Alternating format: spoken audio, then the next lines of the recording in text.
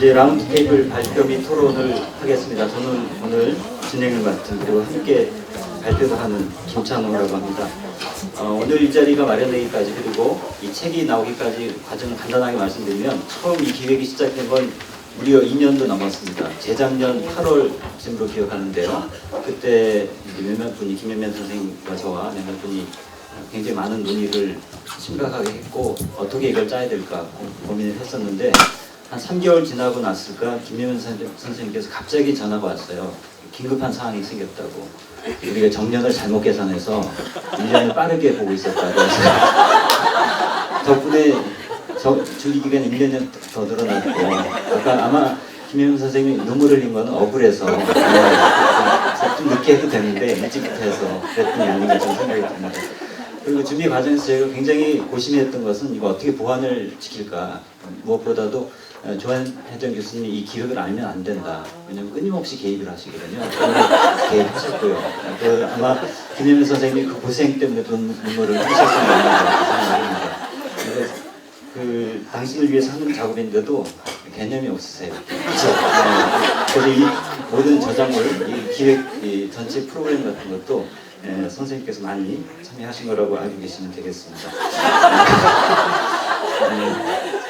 저희가 오늘 이거 일종의 통과일이라고 할 수 있을까요? 이제 후학들, 제자들 입장에서 준비하면서 아마 처음이자 마지막이라고 생각이 듭니다. 되게 그렇지 않겠습니까? 굉장히 공부가 많이 됐고 저희들이 정리가 됐습니다. 어떻게 살아왔고 무엇을 배웠나 함께 그런 이야기들을 4명의 토론자들이 주제를 나눠서 말씀드리겠습니다. 시간이 많이 지나서 일일이 처음에 소개해드리지 않고 바로 그냥 첫 번째 발표자 소개하면서 바로 마이크를 넘기겠습니다. 아까 말씀 드렸지만 무려 2년 전에 연구 청탁을 드렸는데 이제 그제 별명이 별세본이십니다. 모든 발표에 항상 별세본으로 하시는 김영순 이화여대 성악교 교수님께서 페미니즘 관점에서 말씀하시겠습니다. 조한혜 선생님을 좀 잘 알고 어떤 면에서는 선생님 번개치고 돌아다닐 때 선생님은 번개치고 돌아다니세요. 근데 저는 어떤 사람이냐면 그 번개의 의미가 무엇인지를 또 쫓아다니고 가르쳐드리는 사람이었기 때문에 제가 쓰려고 그러면 시간이 많이 걸릴 수밖에 없어요. 근데 어쨌든 저는 10분 동안 이야기하고 해가지고요 굉장히 이제 짧게 말할 수밖에 없습니다. 그래서 오늘 저는 제가 쓴 글을 중심으로 해가지고 말씀을 드리겠습니다. 새로운 언어와 세계를 추구하는 이제 페미니스트 지식인으로서의 조혜정에 대한 이야기를 하겠습니다. 이제 들어가면서는요, 조한혜 선생님의 정년퇴임이라는 걸 사실 저한테 굉장히 생소합니다. 김현민 선생님이 아침에 울어가지고요, 모두가 한 앞에 있는 사람이 우울증이 좀 걸렸어요. 그래가지고 마치 굉장히 우리가 막 이 장을 너무 감동 속에 생각하는 것 같이 이제 눈물이 자꾸 나올 것 같은데요. 좀 그게 아니고 우리 살아온 역사를 생각하니까 이제 좀 30년 이상 대학을 기반으로 액티브한 지식인의 삶을 살았던 교수에게 정년은 어떤 의미일까? 아마 하나의 단계를 정리하고 다음 단계로 나아가는 의리일 수도 있고 새로운 삶을 기획하는 기획일 수도 있겠습니다. 끊임없이 새로운 일을 만들어 온 조한이 정년을 맞아 어떤 새로운 세계를 열어보여줄지 다음 단계가 정말 궁금합니다.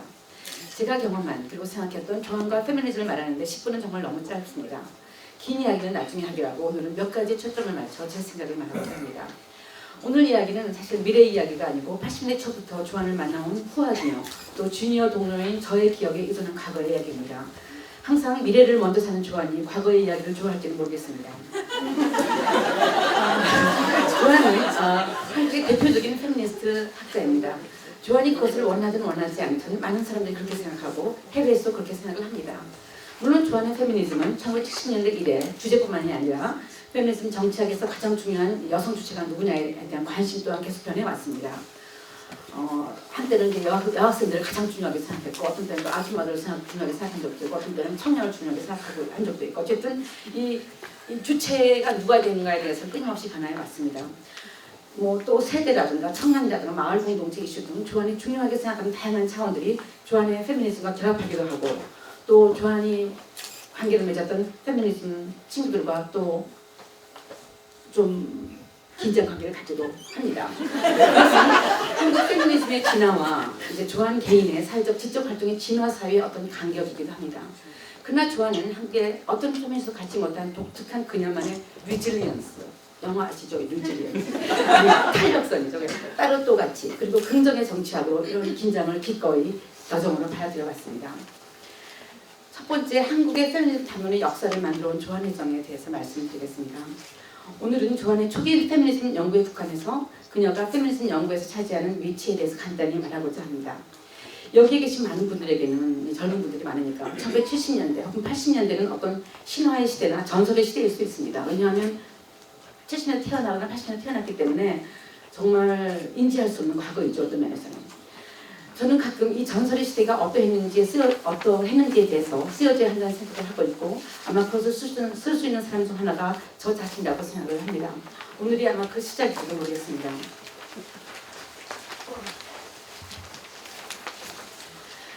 조한은 1970년대 말에 여성의 경제활동의 중심이 되는 제주 용마을의 민족주로 박사 논문을 썼습니다.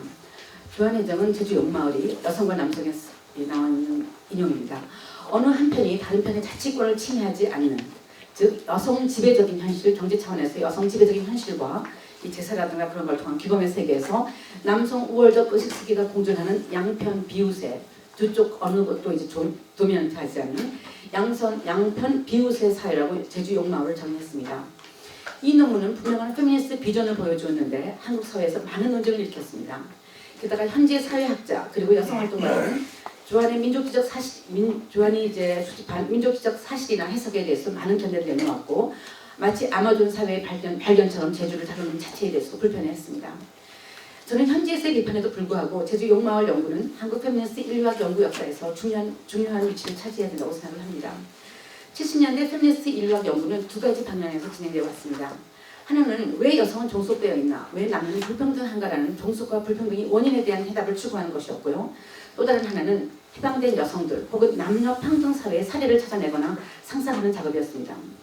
조한은 바로 후자인 남녀 평등한 사회를 발견하고 거기서 상상력과 비전을 보는 방식으로 박사 논문을 썼다고 생각합니다. 이러한 연구는 이러한 새로운 사회에 대한 비전과 세계관을 만들고자 하는 70년대 페미니스트 여성 인류학자들의 경향이기도 했습니다. 1970년대 조한 논문 작업에서 제가 중요하게 생각했던 것은 여성의 시각을 가지고 사회를 본다는 것은 어떻게 보는 것인가? 시각을 가지면 무엇이 새롭게 보이는가?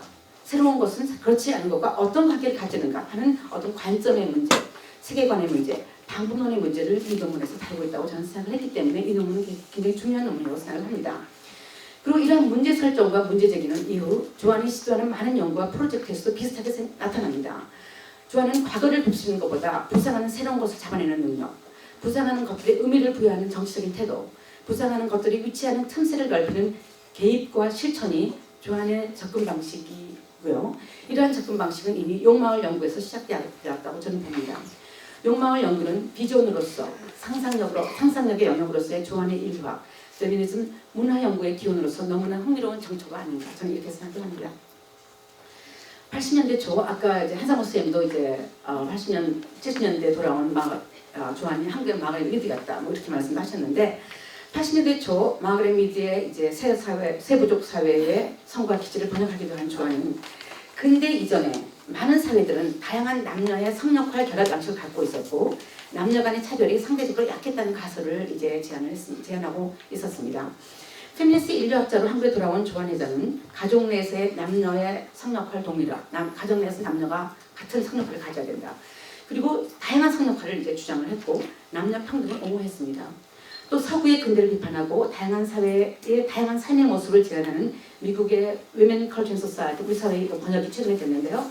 여성 문화 그리고 사회를 쓴 여성주의 인류학자들과 이론적 정치적 맥락을 같이 하고 있었습니다. 그래서 조한은 한국에 있는 서구 페미니즘의 전형으로 80년대에 이제 간주되기도 하였고 80년대에 많은 비판을 받았습니다. 그만큼 또 새로움으로 많은 사람을 매혹시켰습니다. 이런 맥락에서 1988년에 한국의 여성과 남성이 출간됩니다. 한국의 가부장적 전통의 기원인 조선시대에 대한 연구, 가정연구, 직업을 가진 여성에 대한 연구들이 이제 포함되었습니다. 한국의 여성과 남성 이 책은 강한 여성주의적인 입장을 지닌 페미니스트 학자로서의 조한혜정의 등장을 알리는 책이었고요. 한국 사회에 대해 발언하는 여성 지식인의 등장을 알리는 책이기도 했습니다. 저에게는 한국의 그 책에서 한국의 가부장제에 대한 해석적 분석이라는 논문이 있어요. 생활세계를 중심으로 하는 이제 그 논문이 있었는데 저는 그 논문이 저에게는 가장 흥미로운 장이었습니다. 1980년대에 이 논문이 새로운 생각의 세계로 저를 이끌었던 것을 저는 지금도 기억합니다. 특히 제게 깊은 인상을 남긴 부분은 출가 외인 이제 이데올로기라고 하는 이제 그 개념이었습니다. 효가 절대적인 가치를 지닌 조선조 사회에서 그러니까 모든 사람이 효를 해야 되잖아요. 남녀가 모두 부모에게 효를 해야 하는데 여자는 자기 부모에게 효를 다하지 않고 또 효를 하지 않는 것이 기대된다는 겁니다. 출가 외인은 여자를 둘러싼 모순을 내게 하는 이데올로기입니다. 출가 외인 이데올로기는 여성의 존재 모순. 태어나서 모든 인간은 효를 해야 되는데 효를 하지 않고 자기 부모가 아니라 다른 집의 부모한테 효를 해야 되는 이 존재 모순이죠. 이 여성의 존재 모순을 어떻게 규범과 순위로 변화시키는지 또 이 모순이 해소해 여성의 생물학적 능력인 출산과 모성이 어떻게 동원되고 제도화되는지를 흥미롭게 기술하고 있었습니다. 모순적 존재로서의 여성, 비합리적 존재로서의 여성, 자기 자궁 가족을 목숨처럼 간주하는 동물적인 모성이 가부장제 사회에서 여성이 위치하는 모순성 속에서 구성된다는 조안의 아이디어는 그 이후 많은 생각을 하게 했습니다. 자기가 태어난 곳에 살 수 없고 사회가 절대가치라고 하는 것을 보편적이지 않은 특수한 방식으로 실현해야 하는 존재로서의 여성의 문제를 보게 한 것이죠. 아마 최근에 젊은이들은 이제 우리나라에서 안티고네를 흥미롭게 읽고 있는데 안티고네를 논하는 사람들, 문중 재산 상속에서의 여식의 위치를 논하는 연구자들도 이 논문을 한번 보기를 바랍니다. 조안은 항상 한국 사회의 권력관계를 분석하면서 현상을 분석하는 데 많은 에너지를 쓰는 것을 싫어했습니다. 현상을 편성하는 데 많은 에너지를 쓰는 것보다 새로운 것을 만드는 데 더 많은 에너지를 써야 한다고 생각합니다. 안 되는 것, 경고한 것, 보수적인 것을 미워하고 분노하는 데 에너지를 쓰지 마라. 비슷한 사람끼리 함께 즐겁게 놀면서 낡은 것을 낙후시켜라 라고 하는 것이 대학생들을 향한 그녀의 슬로건이었습니다. 그래서 그녀는 80년대 매번 대학원생들이나 남성, 여성 진보 지식인들과 논쟁하면서 이제 만비판을 받을 때 내가 말하지 않은 것을 가지고 나에게 논쟁하지 말아라. 그 부분은 그것을 다루는 사람들과 논해라. 왜 내가 말한 것에 대해서 말하지 않고 말하지 않는 것을 다뤄야 된다고 강요하는가? 왜 내가 모든 것을 다 해야 되는가? 그것은 당신이 하면 어떤가? 이런 말을 이제 하곤 했습니다. 너무 맞는 말이었습니다. 그러나 80년대 그녀에게 기대가 컸던 이 가난한 한국의 지식인들을 낙담케 하는 말이었습니다. 조안이 동료들과 함께 만든 여성문화단체인 또 하나의 문화는 한국 가부장제적인 문화와 사회관계를 변화시키기 위해 만든 그녀의 의식고양 장이었고 많은 여성들을 페미니스트로 개종시키는 페미니즘으로서의 종교적 체험의 장이었습니다. 또 하나의 문화는 80년대 중산층 여성들의 자유주의 문화운동 단체로 비판되기도 했지만 한국의 민주화 이후에는 또문이 갖는 문제의식이 우리 사회 전반에 널리 수용되기 시작을 했습니다. 그것은 여성의 경제활동이나 사회적 지위의 획득, 민주화 그 자체가 여성을 해방시키지 않는다는 생각에 여성들이 동의하기 시작한 것을 의미합니다. 네. 또문은 생각이, 상상력이, 언어가 자유에 대한 인식이 먼저 있어야 남녀 평등한 세계를 만들어낼 수 있다는 것. 새로운 개념과 언어 형식이 새로운 세계를 상상하거나 인식하기 위해 먼저 있어야 한다는 것을 제안하고 운동화했습니다. 조안은 또문 동인과 함께 자신의 생각을 동인지를 통해 대중화시켰고 동인지는 또문의 생각을 알리는 매체였고 페미니스트들의 사회적 유대를 만들어내고 유지시켰던 페미니스트 여성주의 공동 작업의 장이었습니다. 또문은 여성이 개인, 시민이 되기 위해서는 자기 자신을 규정하고 설명할 수 있는 문화 권력, 문화 능력이 중요하다고 주장을 합니다. 또문은 특히 또문에서 언어 형식에 대해 많은 고민을 했던 고정인 시인이 죽은 후 고정인 시인의 이제 뒤를 이어 새로운 언어 형식 만들기, 글쓰기의 중요성을 역설하기 시작했습니다. 또문 내 문화 권력 모임을 통해 다양한 젊은 여성 지식인들과 언어의 인터브리딩, 서로 배우기를 시도했습니다. 또 한편 젊은 대학생들을 가르치면서 자신이 배운 서구 근대 언어가 그들의 삶에 닿지 않으며 절망하기 시작을 했습니다. 이런 과정에서 90년대 조안의 언어는 80년대 평등 페미니즘 언어를 벗어나 탈식민, 탈근대, 탈서구하기 시작을 했고 다양한 문화활동 등을 통해 한국의 권위주의적이고 가부장적인 문화를 공격하는 작은 문화예술 활동가 집단들과 적극적인 교류를 시작을 했습니다. 이제 그 다음 단계는 사유, 지식, 언어를 생산하는 탈식민 시대 지식인으로서의 조안의 전입니다. 이 부분 좀 중요하기 때문에 이야기를 해야겠습니다. 여성이 지식인의 명단에 낀다는 것은 어떤 의미일까? 조안은 90년대 말부터 한국의 대표적 지식인 명단에 끼기 시작했고 많은 경우 유일한 여성이 되기 시작을 했습니다. 여성들이 대학에서 가르치기 시작을 했지만 기존 지식에 도전하고 새로운 사유 방식과 언어를 생산하고 그 사유와 언어를 확대 재생산하는 여성 지식인은 한국 사회에서 언제 어떻게 등장했을까 하는 생각을 할 때 저는 조안을 생각합니다. 그리고 페미니즘 시각 없이 여성이 자신의 대학과 대학원에서 학습하고 배운 근대 지식과 세계관을 비판하고 객관화하고 성찰할 수 있을까 하는 거에 대해서 생각을 합니다. 여성 지식인이 거대하고 압도적인 서구 군대 지식을 비판하고 그 지식의 전승자들이고 또 전달자인 거대한 남성 지식인 집단을 아무런 매개 없이 자신의 인식과 성찰을 통해 공격하고 도전하는 일은 매우 어려운 일입니다. 1970년대부터 서구에서 페미니스트들은 아주 거세고 공격적인 방식으로 다양한 줄거들을 제시하면서 이 일을 시작하고 있었고 많은 개별 페미니스트들은 이들의 책과 논문을 읽으면서 이 대열에 참여했습니다. 나는 조안을 지식인, 특히 퍼블릭 인텔렉츄얼로 변화시킨 가장 중요한 인식은 페미니즘이었다고 생각을 합니다. 한국 사회에서 대학이 기존의 지식을 학습하여 전달하는 교육의 기능에서 근대 지식에 도전하고 비판하고 새로운 지식을 만들고 담론 공동체를 만들어 사유의 언어와 개념을 생산하고 재생산하는 지성이 장을 구축하게 된 것은 70년대 중반 이후에 시작되었다고 생각을 합니다. 그리고 나의 과문함을 전제하고 거칠게 말한다면 사회와 역사에 대한 비판과 분석, 자기 나름의 전망을 제시하는 언어를 지닌 여성 지식인의 등장의 첫 세대가 조안과 그녀의 동료인 또 하나의 문화 페미니스트라고 생각을 합니다. 그들이 바로 페미니즘을 가지고 한국의 지식사회, 대학사회, 자신들이 배운 지식들을 비판하고 새로운 언어와 개념을 소개하고 또 만들기 시작을 했습니다. 또는 조안에게 중요한 담론을 함께 생산하는 공동체였고 또 지적 동반자 집단이었습니다. 조안이 지식인이 되는데 특히 탈시민 지식인이 되는데 페미니즘은 아주 중요한 역할을 했습니다. 80년대 조안은 여성의 보편적인 종속과 한국의 특수성이라는 틀 속에서 이제 보편과 특수라는 속에서 한국을 설명하고 근대적인 해결 방안을 모색했다면 90년대 조안은 로컬에 기반한 역사, 경험, 지식, 실천의 장들을 도식하고 또 그것을 겸손하면서 보편과 특수, 세계와 한국 이런 이분법을 넘어서고자 했습니다. 이것이 가능했던 것은 90년대 한국 상황이었고 90년대부터 한국의 지식인들은 드디어 한국의 경제 성장의 혜택을 보기 시작을 하면서 세계 속에서의 한국인을 보기 시작을 했습니다. 이러한 90년대의 지구화 시대, 한국적 상황을 80년 시대로 규정하면서 자신이 서 있는 시간과 공간의 삶을 설명할 수 있는 언어를 만드는 작업, 그리고 자신이 누구인지를 설명할 수 있는 담론을 만드는 작업이 대학에서 긴급히 필요한 일이고 또 그것이 지식인의 역할이라고 저는 생각했습니다. 그것의 결과가 바로 교실에서, 각사선사리에서, 그리고 한옥에서 신청까지의 텍스트 만들기입니다. 김찬호 선생님께서 저 때문에 좀 괴로워하신 것 같은데 어떻게 할까요? 스킵 하시라고 할까요? 빨리 말하세요. 네. 그 다음 패러그래프는요 이겁니다. 사실은 이제 한마디로 말해서 조안은 우리가 이제 여전히 우리는 근대국가 만들기의 과정에 있다. 그래서 우리 지식인들은 불면의 고전을 쓰기보다 이 사회가 필요한 5년 동안에 필요한 그 책을 써야 된다. 그래서 조안은 나는 그런 식의 책을 쓰겠다라고 하는 이제 그 입장을 정하면서 대학을 벗어나기 시작했다는 이야기를 하고자 한 겁니다.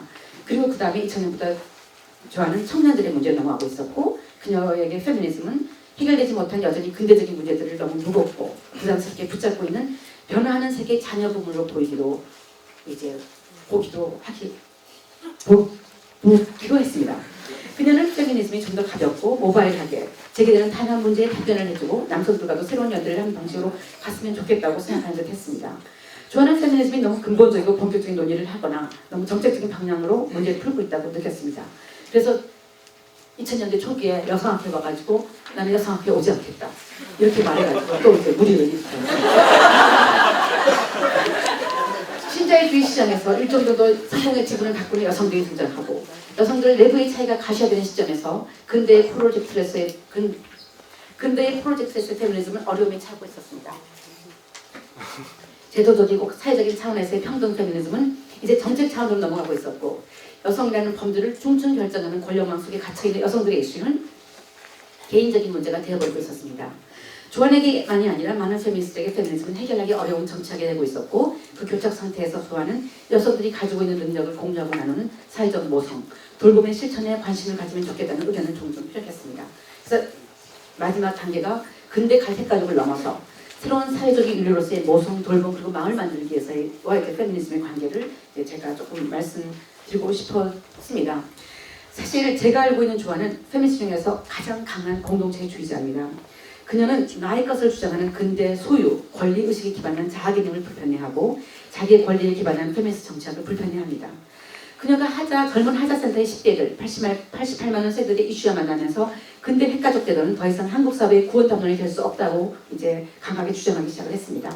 새로운 돌봄의 공동체가 필요하고 이러한 가능성을 지닌 페미니스트 집단과의 함께 이러한 이제 가능성을 지닌 페미니스트 집단과 함께 일하기를 원했고 페미니스트들이 좀 더 적극적으로 사회적 돌봄에 대한 실천을 해야 한다고 주장을 했습니다. 사회조직 윤리로서의 모성, 돌봄, 마을 공동체를 주장하기 시작을 했고 이 이슈는 페미니즘과 굉장히 밀접하게 관련되어 있는 이슈였지만 또 페미니즘과 간단하게 그렇게 쉽게 또 만날 수 있는 이슈는 또 아니었습니다. 누가 모성과 돌봄을 수행할 것이냐, 왜 여자만 해야 되는가 하는 문제들, 또 여성, 페미니스트에게 필요한 돌봄은 또 누가 제공하느냐, 돌봄은 남자와 어린 아이만 필요하냐, 혹은 아이만 필요하냐, 많은 페미니스트들이 너무나 돌봄이 필요하고 많은 여자들이 또 자살하고 죽고 있었습니다. 등등의 모성이라는 담론을 둘러싸고 페미니스트 사이에서 많은 문제가 제기됐는데 조안이 보기에는 가장 원론적이고 바람직한 페미니스트 의제가 제기되는 이 시점에서 평등과 차이의 페미니즘, 핵가족 제도에 포함되는 페미니스트와 싱글 페미니스트, 이성애자와 동성애자 페미니스트 차이의 논란과 이제 직면하게 됩니다. 그러면서 조안은 자신은 페미니즘 이슈 그 자체부터는 여성을 포함한 공동체 이슈, 다음 세대의 재생산 이슈, 그리고 시장사회에 통합되어 있는 근대 핵가족의 대한가족의 문제들이 나의 관심사라고 밝혔습니다. 조안에게 페미니즘은 사실 이론책이나 젠더 정착을 규명하는 것이라기보다는 가족이라든가 공적 영역에서의 남녀 차별에 대한 문제 제기이고 공적 영역이나 사적 영역에서 남녀라는 성별이 큰 문제가 되지 않은 성평등한 사회를 구현하는 것이었습니다. 그래서 그녀의 페미니즘은 함께 가부장제적인 사회를 바꿔나가는 담론이고 사회적 실천이었습니다. 그리고 이러한 측면들이 성취되면서 그녀는 다른 방식으로 도지되는 불평등과 부정의함의 젠더 정착을 결합하거나 젠더와 별개로 다른 사회적 실천을 추구할 수 있다고 보았습니다. 그래서 그녀는 페미니스트들과 함께 또 따로 일을 하고자 하고 또 그렇게 하고 있습니다. 여성이라는 범주가 혼란과 문제를 겪고 있는 이 시대에 페미니즘에 대한 조안의 문제의식과 연대 전략은 현실적이고 또 실용적입니다. 조안에 따로 또 함께 저는 부분적으로 동의합니다. 그러나 조안에 따로 또 함께가 페미니즘과 만나기 위해서는 그녀를 존경하고 사랑하는 다른 페미니스트들, 후학들의 비판과 협력이 같이 있어야 합니다. 한국과 같은 서구 컴플렉스가 강하고 남성 언어가 강력한 후기 식민 사회에서 조안과 같은 페미니스트 지식인의 존재는 매우 귀중한 것입니다. 그녀는 한국의 대학 사회에 지식인에 대한 하나의 모델을 만들어내는 페미니스트이고 탈시민주의 지식인입니다. 저는 조안의 후학으로 제가 가는 많은 길에 그리고 사색의 코너에 김현미 때문이야 이거 사색의 코너에 조안이 거쳐갔음을 봅니다. 저는 조안이 저보다 앞서서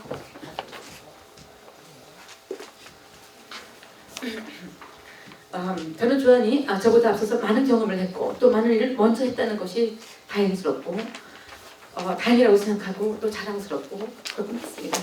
감사합니다.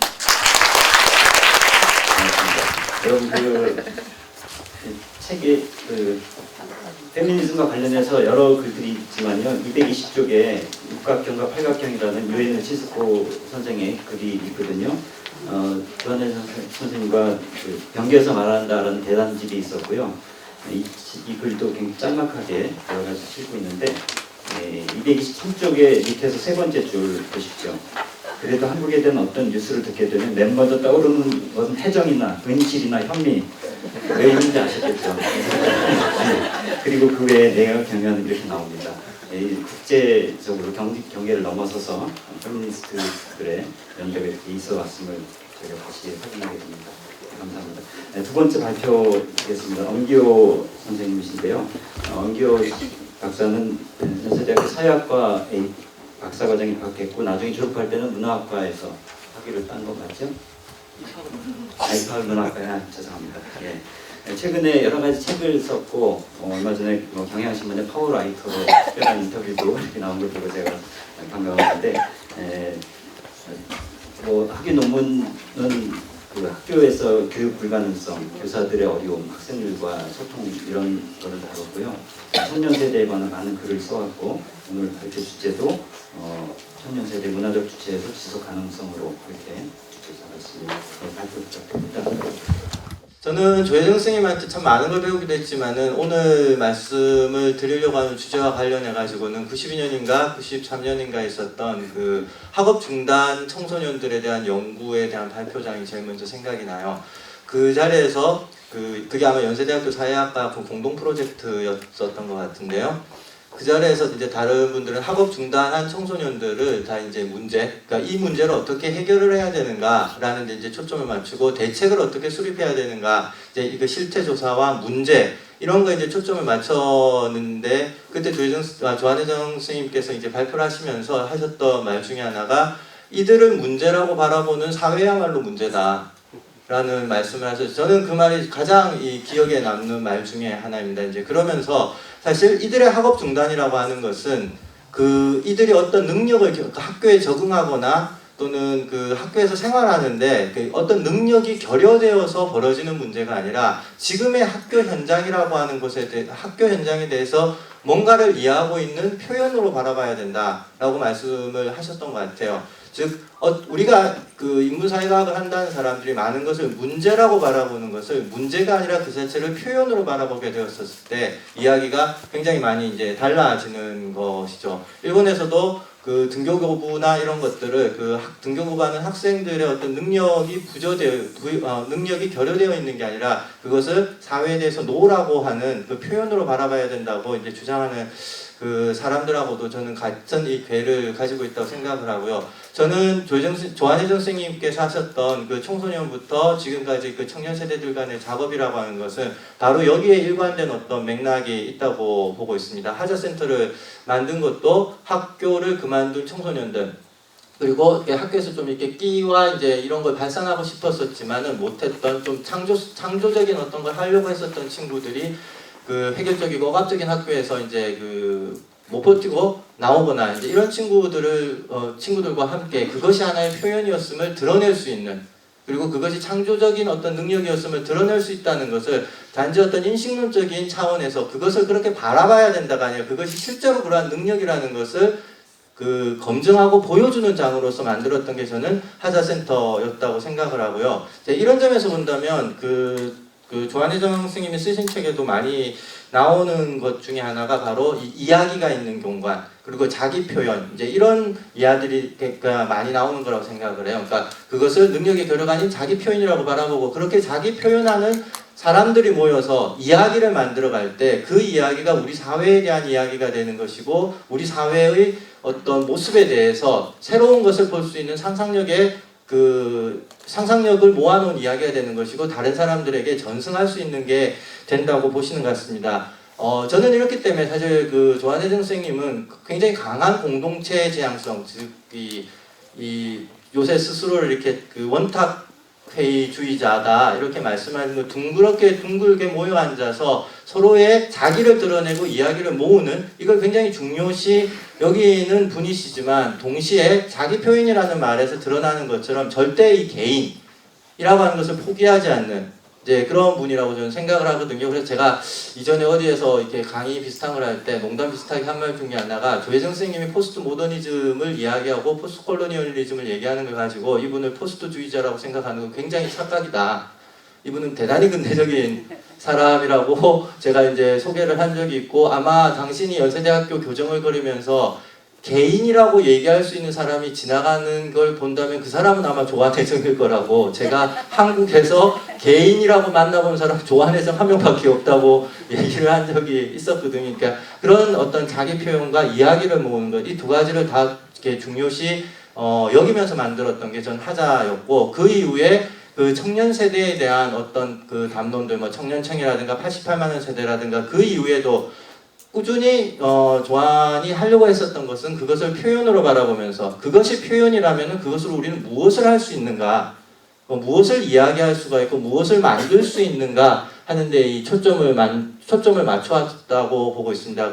그러고 난 다음에 지금에 와서는 이제 그것이 과연 한 개인의 힘으로, 개인의 어떤 창조적인 능력으로 가능한가 라고 하는 부분에 조금 더 이 의문점을 가지기 시작하면서 이 지속 가능성, 그리고 마을 만들기, 이제 이런 문제의식으로까지 이어지고 있는 것 같습니다. 여전히 제가 보기에 조한은 그러니까 이야기가 있는 공간, 그를 통해서 지혜를 생산하고 그 지혜를 후대에게 그 전승해 줄 수 있는 그런 어떤 표현이 넘칠 수 있는 그런 이야기의 공간을 만드는데 관심을 가지고 있고 거기에 역량을 집중하고 있다고 생각합니다.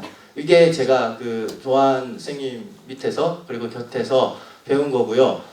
사실은 저는 제가 말씀드린 이거는 또한 마찬가지로 글쓰기의 문제하고도 관련이 있다고 생각을 해요. 누군가가 저보고 지금까지 얘기했던 인식론적이 이러저러한 것도 있지만 가장 뭘 배웠냐라고 물은다면 저는 글쓰기가 다른 사람에게 말 걸기라고 하는 거 이거를 저한테 가르쳐 주신 분이 그 조한혜정 선생님이라고 말씀을 드릴 수 있을 것 같아요.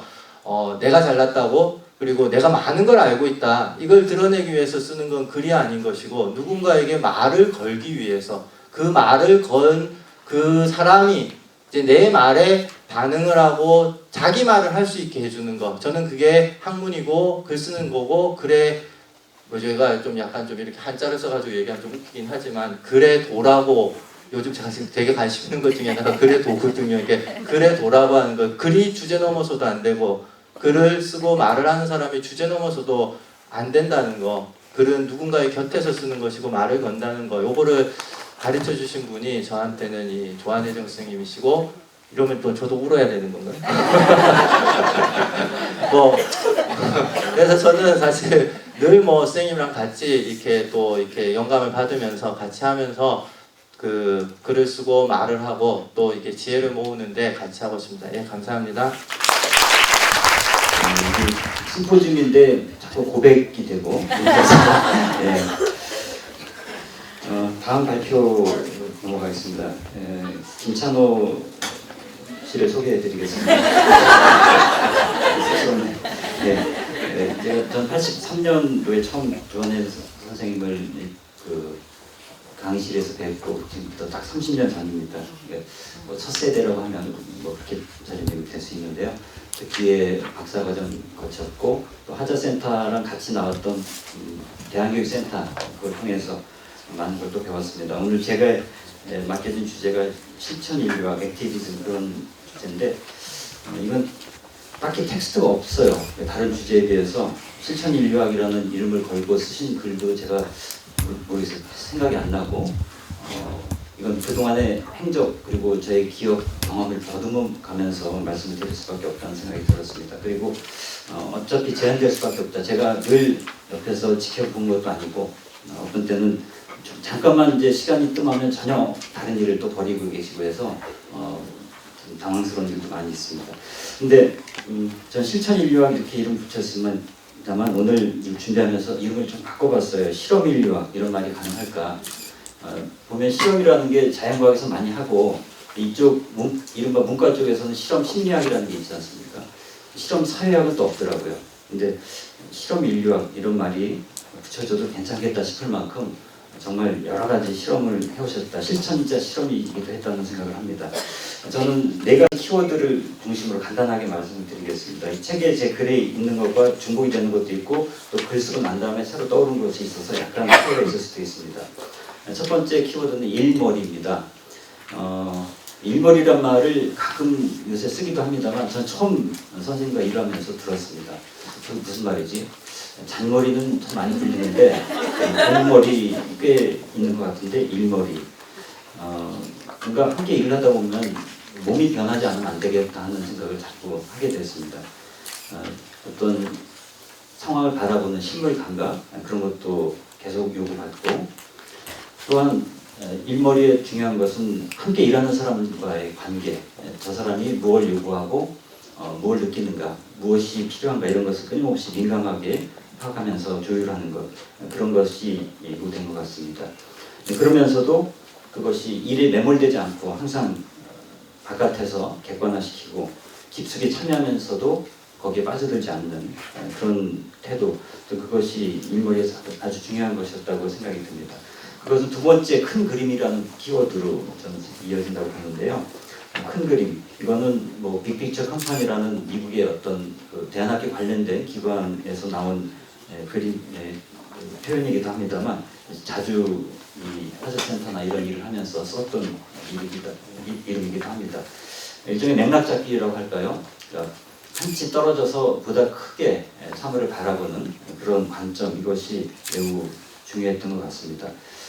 제 글에서는 성미산의 경우를 하나 말씀을 드리고 있습니다. 이건 제가 겪은 건 아니고 백구 쪽에 있는데요. 큰 그림 그리기, 범주 만들기, 그런 제목으로 중요하다 생각해서 일종의 취재를 해서 썼습니다만 2004년에 마포구에 성미산 학교가 설립이 됐었습니다. 근데 굉장히 이게 여기도 오늘 몇 분 오셨을 것 같은데 생생한 목소리를 나중에 들을 수 있으면 좋겠습니다만 당시에 대한학교가 아주 기세가 등등하게 여기저기 생겨나고 있었고요. 성미산은 성미산 싸움이라고 하는 것이 있었습니다. 그 기운을 몰아서 또 학교를 대책 없이 만들었습니다. 만들어 놓고 보니까 이게 보통 일이 아니었던 거죠. 또 그 안에서 뜻을 같이 했지만 막상 일을 하다 보니까 보통 어려운 게 아니었고 잘못하면 학교가 쪼개지겠다는 위기감까지 들었던 그런 상황까지 이르렀습니다. 그때 그 성미산 학교 리더들이 조한회 선생님께 그분들의 표현에 따르면 상고철회를 했다. 당시 하자센터를 하고 계셨기 때문에 도저히 또 하나의 책임을 맡는 것이 어려웠던 상황이었습니다. 그런데 상고철회 끝에 성미산 학교 교장, 명예교장이었습니다만 그 교장직을 맡으셨습니다. 보통 명예 그러면 이름만 빌려주는 건데 이건 전혀 반대로 학부모들 만나서 교사들 만나서 끊임없이 이야기 듣고 또 새로운 그림을 그리고 그런 작업들이었습니다. 여기에서 가장 중요하게 했던 것이 뭐냐라고 여쭤봤더니 경청이었다. 부모와 교사들 사이에 심한 갈등이 있었는데 갈등을 바로 이게 해결하거나 답을 제시하는 게 아니라 듣고 그들이 말하면서 무엇인가 느끼고 또 다른 생각을 할 수 있는 그런 여지를 만들었다고 할 수 있습니다. 그러면서 교사들이 전담했던 교육을 학부모들이 교사에게 좀 불만이 있었던 것 같습니다. 그랬을 때 전혀 다른 그런 방향을 하나 힌트를 주셨는데 그게 바로 부모 교사 이런 식으로 그 안에서 나올 수 없는 그런 발상 이런 것을 하면서 서서히 새로운 어떤 실마리를 찾아갔던 과정이 그 글에 제가 간단하게 정리했었습니다. 그래서 바깥에 있기 때문에 오히려 더 다른 걸 볼 수 있는데 그러면서도 그 안에 들어가서 또 세세하게 세밀하게 그 말을 듣고 느끼고 하는 그런 컨설팅을 하면서 또한 권한을 갖고 뭐 그런 필요한 위치를 갖고 일하시는 모습에 저는 굉장히 많은 것을 흥미롭게 배웠습니다. 세 번째 키워드가 초대인데요. 그 111쪽에 나는 조한의 선생님 이제 조한이란 말이 잘 안 나옵니다. 앞에서는 조한 하는데 이상하게 저는 그냥 조한하겠습니다. 조한은 함께 일하다 보면 당황스러워하는 분들이 많습니다. 왜냐하면 아까 자주 나왔지만 와봐라. 근데 이제 학생들은 와봐라 그러면 어떻게 됐냐면 와서 일해야 된다. 아니면 뭔가 거기에 명확한 역할이 있겠지라고 생각을 하는데 와서 보면 황당하거든요.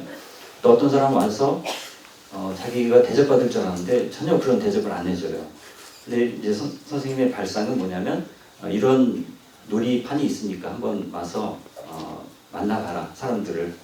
그래서 제가 이제 우연의 접속이라는 표현을 써본 것도 선생님은 굉장히 낙관주의자이고 굉장히 신앙이고 연금술사다 이런 표현을 써봤습니다. 그러니까 옆에서 보면 뭐 믿고 저렇게 사람들을 불러 모으실까 아무런 기획도 없어 보이는데 근데 묘하게 그 안에 사람들이 만나고 어떤 화학 반응이 일어나고 새로운 일들이 돌아가게 되는 걸 보게 됩니다. 그래서 일종의 모세마니아에게는 자기조직화 그런 원리가 여기에 숨어 있는 것 같고요. 자원을 연결하는 그런 것이 여기서 이루어지게 됩니다. 그러다 보니까 이제 그 여러 사람이 하자센터를 함께 만들었던 전효관 선생님도 하시는 말씀이 그 만드는 과정에서 굉장히 많은 청년들을 초대해서 자기의 꿈을 발표해보고 그 중에 서로 선을 보고 주파수를 맞춰보고 궁합을 맞춰보는 그런 과정이 있었고 그 중에 상당 많은 부분은 또 하자센터에 합류하지 않았죠. 근데 그 과정이 있었기 때문에 하자센터 같은 그런 그 동지가 생겼다고 이렇게 말씀을 하셨습니다. 근데 이제 아까 큰 그림과 관련해서 뭔가 그 행정과 일할 때 정말 묘한 게 행정과 맞지 않으시는 분이거든요. 그래서 그 공무원들이 굉장히 당황스러워하죠. 어떻게 저렇게 말씀하실까. 그것도 이제 관리주의적으로 안 막히고 막 그러면 그런 말씀 하신대요. 서울시를 바꿔보자. 네, 서울시장에서는 이게 그 어떤 말이 물론 서울시한테 그런 말 한 건 아닙니다만 하자생 함께 했던 그 친구들한테는 굉장히 그 설레는 말이면서도 어떻게 풀어야 될지 난감했던 그런 순간들이 많았다고 합니다. 네 번째 키워드가 좀 평심이라고 한 거 적어봤는데 제가 그렇게 제목을 잡지는 않았습니다만 그 114쪽에 그 저랑 같이 일을 했던 정현수 씨가 그런 말 했어요. 조한일장 선생님과 함께 일을 몇 년 했는데 뭘 배웠냐 그러니까 화내지 않고 일하는 법을 배울 수 있었다. 좀 독특한 표현이었습니다. 저는 한 가지 여기 덧붙이겠습니다. 놀라지 않고 일하는 법. 이걸 배웠다. 그러니까 웬만해서 놀라지 않으세요. 또 어떤 교수님 표현에 따르면 얼굴을 일그러뜨리지 않는다. 아무리 말도 안 되는 일이 일어나도 소리를 지르거나 그러지 않을 수 있는 것. 그러니까 함께 일하는 후학들의 입장에서는 그렇게 평심을 가지고 늘 울타리를 지켜주시고 뭔가 믿으시는 게 있으니까 저러시는가. 근데 스스로 뭔가 그 최후의 보루 같은 그것을 마련해 놓고 저희들을 이렇게 믿어주시는 것. 이것이 가장 큰 힘이었던 것 같습니다. 그래서 이 아까 초대와 연결된 환대 이런 것이 이런 공간에서 이루어지고 어떻게 보면 이제 운동이라고 하면서도 동시에 끊임없는 놀이 연속이었고 좋아하는 근본적으로 리버럴리스트가 아닌가. 전 히피의 그런 그 문화 같은 것도 가끔 느낍니다. 이따 나중에 그 강연하실 때 70년대 대학에 계시면서 정말 그런 것을 어떻게 느끼셨는지 하는 생각을 하는데 그런 배경을 가지고 이런 하자센터까지 좀 이어오신 행보 이런 게 좀 새로운 맥락에서 조명될 필요가 있다는 생각이 들고요. 근데 그렇게 웬만해서 놀라지 않으시는 분인데 며칠 전에 이따 얘기가 나올 것 같은데요. 며칠 전에 굉장히 놀랄만한 일이 학교 안에서 벌어졌습니다. 기대하셔도 좋을 텐데요. 별로 좋지 않은 일입니다만 그런 학교 안에 상황에 좀 굉장히 깊이 개입하고 계신데 정년 마지막 해를 마지막 학기를 그런 모습으로 보내시고 계신 게 그동안의 실천 인류학자 내지 실험 인류학자로서 해오신 모든 것의 응집이 아닌가 하는 생각을 하고 나중에 한번 관심 있으면 불러서 한번 말씀 나눠주시기 바랍니다. 예, 이상으로 제 발표 마치겠습니다.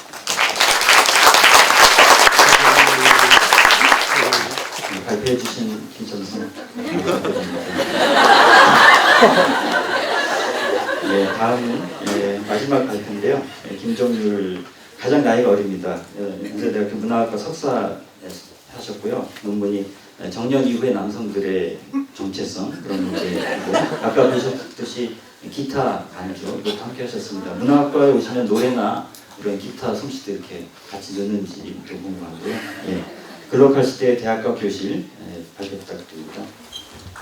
저는 이제 선생님 조교들이 같이 쓴 글을 총 모아가지고 그것을 이제 책 글에다 실었는데 그 주제를 글로컬 시대 대학과 교실이라고 얘기를 해주셨는데 제가 그 글로컬 시대 대학과 교실에 얼마나 참여를 했는지는 잘 모르겠습니다. 근데 우선 2000년대 전후로 그 지구촌 시대 문화인류학이라는 수업이 그 해방적인 역할을 담당했었던 걸로 알고 있습니다. 대학에서 흔히 얘기하는 서태지 세대들 욕망과 끼를 분출하고 누려도 졸업하고 그 분야에서 성공할 수 있는 그런 가능성이 있었던 세대들이 그 시대였다고 생각을 하는데 지금 그렇지 않다고 생각을 하는 초학리적 바보들, 흔히 얘기하는 신자유주의적 주체들이라고 여겨지는 학생들이 매 학기가 거듭할수록 달라지는 모습을 지구촌 시대 문화인류학에서 항상 보셨다고 생각을 하는데 저 같은 경우에는 그 수업 조교를 하면서 굉장히 답답했던 부분들도 있었고 그 학생들이 저도 그 학생들과 큰 세대적인 차이가 나지는 않지만 왜 그렇게 생각을 할까? 왜 저렇게 행동을 할까? 우리 고등학교 때는 그러지 않았는데 나 대학교 1학년 때 그러지 않았는데 라고 생각을 했었는데 선생님들은 그런 학생들의 변화를 계속 봐왔기 때문인지는 몰라도 그 학생들의 변화를 아까 엄 교사님이 얘기한 것처럼 문제가 아닌 그들의 표현이라고 보셨던 것 같아요. 그래서 그 학생들에게 무엇이 선생님이 불편할 거라고 생각을 했음에도 불구하고 그 아이들의 이야기를 계속 들어주고 심지어는 이 수업에서 핵심적인 게 뭐냐, 핵심적으로 내가 외워야 되는 것이 뭐냐라고 묻는 아이들이 이렇게 종종 있는데 그런 것들에 대해서 굉장히 너네가 그렇게 사는 것이 아니다. 이 수업은 그런 것을 가르치는 게 아니고 그런 것을 배우기 위해서라면 너희는 이 수업을 듣지 않아도 좋다. 이렇게 첫 시간부터 말씀을 하시는 것을 보고 이런 학생들이 지금뿐만 아니라 그 전에도 있었고 과거에도 있었고 그 학생들이 많이 보셨던 거구나 이렇게 생각을 했습니다. 그리고 조교로서 많이 당황을 했을 때는 이제 학생들이 수업 조를 짤 때 자기가 친한 친구 혹은 여자친구 이런 학생들이랑 조를 같이 짜주면 안 되냐 이렇게 암묵적인 로비를 할 때가 있는데요. 그럴 때 이제 많이 당황을 하게 되고 어떨 때는 수업을 구매해서 들어오는 학생들도 있어요. 어떤 경우냐면은 정원이 꽉 찼는데 이제 좀 바꿔달라 이렇게 학교 게시판에 올리기도 하고 그래서 수업을 구매하는데 선생님 수업이 거기에 딱 이렇게 올라와 있을 때 지구촌 시대 문화인력 수업 삽니다 이런 식으로 글이 올라왔을 때 한 7만 원에서 10만 원 사이로 거래가 되는 거거든요. 그런 것들을 보면서 그렇게 들어온 아이들이 그 수업에 있는데 이 학생들을 어떻게 조교가 어떻게 봐야 되나 어떻게 그 조교로서 개입을 해야 되는 건가 그것을 볼 때 많은 고민을 하게 됐었는데 선생님께서 한 번 정도 그 말씀을 드린 적이 있었어요. 근데 그렇게 크게 대수롭지 않게 여기셨던 걸로 기억을 하고 있습니다. 그리고 그래도 써져 있지만 이제 교실이 돌아왔다 이후에 이제 그 책을 보고 그것을 기대하고 들어왔던 학생들이 있는데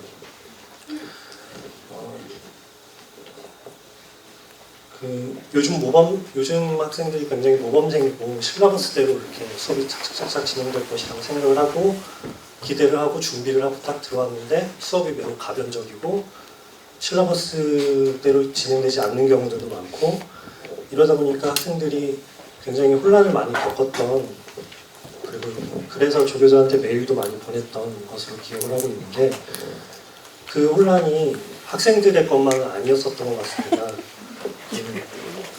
다른 조한 선생님과 관계되신 다른 선생님들도 이제 조한 선생님이 아까 뭐 번개 같으신 분 이렇게 말씀을 하셨는데 조교들도 그 번개 같은 애 항상 휘둘릴 때가 있었고요. 오늘 저 같은 경우에는 집에서 학교까지 이렇게 1시간 반 정도 지하철을 타고 가는데 그 사이에 선생님께서 수업을 오늘 이렇게 할 것 같다, 저렇게 할 것 같다, 바꿀 것 같다, 뭐 준비해봐라, 막 이런 거를 당장에 이렇게 오늘 수업인데 1시간 반 사이에 이렇게 할 때 굉장히 이렇게 당혹스러울 때가 많고 그래서 그 당혹이 학생들한테 전해지지 않았었나 그래서 그 메일을 많이 받았지 않았나 싶습니다. 이 모든 과정이 저는 이제 조교로서 겪었던 것들인데 이 조교가 선생님과 일을 하는 것이 저희들한테는 이제 선생님 스타일을 익히는 것이라고 선생님께서 말씀을 하셨거든요. 그래서 그 일을 같이 하는 것을 익히는 것이 뭐냐라고 했을 때 선생님은 논문을 쓰기 위해서 이제 논문을 같이 쓰려면은 선생님이 어떤 시간에 어떻게 주문을 하는지를 대충 감을 잡고 무엇이 필요한지 그런 가치관이나 이런 것들을 공유하는 그런 장이었다고 생각을 합니다. 그래서 수업의 가변성은 지금 각자의 자리에서 저나 학생들이나 무엇을 느끼는지 어떤 입장을 갖고 있는지 자각할 수 있는 계기를 마련해 주는데 중점을 두시지 않았나 싶습니다. 그래서 수업이 많이 바뀌었던 것 중에 하나는 이를테면 후쿠시마 원전이라든지 백양로 지금과 같은 일이라든지 그리고 학생들이 좋아할 만한 뭐 연애 문제라든지 이런 것들에서 자기의 현실, 자기의 자리, 자기의 위치에서 어떻게 입장을 갖고 얘기를 하고 수업 시간에 말을 하고 주장을 할 수 있나 이런 것들을 많이 깨우칠 수 있게 하는 그런 수업이 아니었나 싶습니다. 그래서 그 교실이 돌아왔다 이후에 실망한 학생들이 있었다고 얘기를 했는데 그 학생들에게 해주고 싶었던 말은 아마도 지금도 그런 교실 안에서 가장 민감하게 반응을 하고 현실을 살고 있는 학생들을 통해서 그들이 무엇을 느끼고 얘기하고 싶어하나 이런 것들을 또 듣고 탄력적으로 또 수업을 진행할 수 있었던 선생님의 능력이 아니었나 싶습니다. 감사합니다. 저희의 4명의 발표가 끝났습니다. 그 주제가 다르긴 합니다만 결국 내용적으로 상당히 긴밀하게 엮여 있고 서로가 시줄과 날줄로 얽혀 있는 것을 발견하게 됩니다. 이 모든 것이 유기적으로 통합되어 있다는 것을 또 확인하게 됐는데요. 원래는 종합토론, 자유토론이라는 시간이 주어져 있습니다만 시간이 이미 예정대로 다 끝나갔고요. 또 이게 시작되면 굉장히 길어질 것 같아서 저희가 주최 측에서 그냥 일방적으로 여기서 끝내는 걸로 하겠습니다. 하신 말씀 나중에 다른 자리에서 이따 저녁 때 리셉션에서도 또 이야기가 있을 수 있고요. 예, 이것으로 라운드 테이블 발표 및 토론 마치겠습니다. 감사합니다.